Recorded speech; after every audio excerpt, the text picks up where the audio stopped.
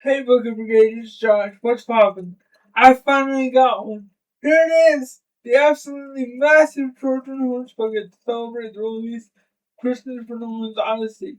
I was getting antsy seeing this one online because everybody was snapping it up, but my theaters only sell buckets on the day that a movie releases.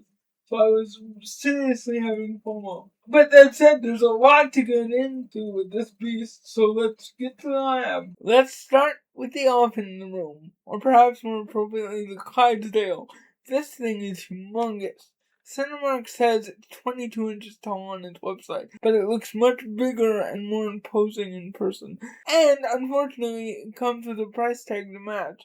I got mine at Marcus for $65, but two of the theaters in my area were selling it for $75 and $85 respectively. So it's not cheap by any means, and frankly, the quality shows. I had high hopes for this bucket, and they're completely blown away. I'm not sure if $85 is a fair price, but the lower price points of $75 or $65 are certainly worth it. The pose is iconic, and the way the horse actually sits and is balanced means it displays extremely well. Combine that with the level of detail you see in the variety of textures that mimic real wood, and this thing is just beautiful. My only real concern is with the practicality, so let's get straight into that. Now, at first I was prepared for this to be the least practical bucket I've ever seen. After all, the door opens underneath, which means a lot of popcorn could fall out in use. However, I noticed something interesting. You are more likely to hold this thing like a stuffed animal nestled in the crook of your arm.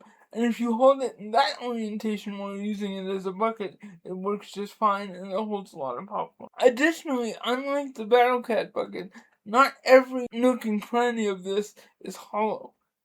Only the horse's body is the actual bucket part, so you won't have to worry about cleaning kernels out of the head, legs, or tail. The door itself, though, is where things get slightly uncomfortable.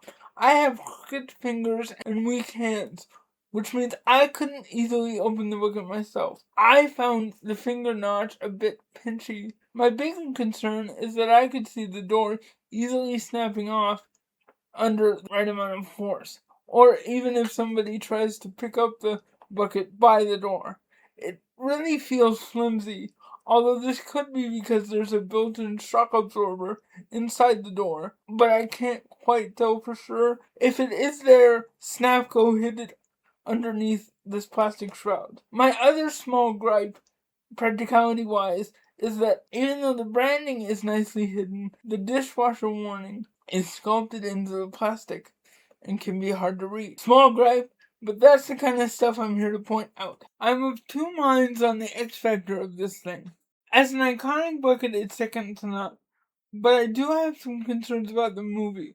I'm a huge fan of the Iliad and the Odyssey, and I've read both in 6 different translations, so the fact that Nolan is using modern casual English in this movie is a big red flag for me.